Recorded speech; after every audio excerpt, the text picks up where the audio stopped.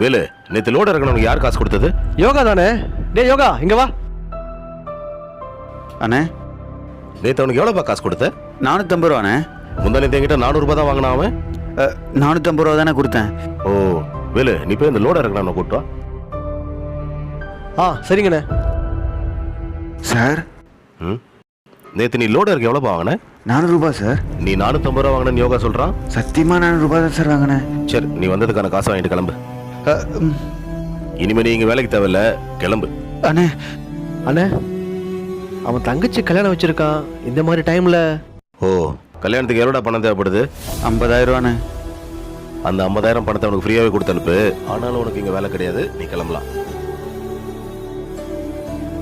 அண்ணே, 50 ரூபாய் கோவப்பட்டு இப்ப 50,000 ரூபாய் கொடுக்க சொல்றீங்களே.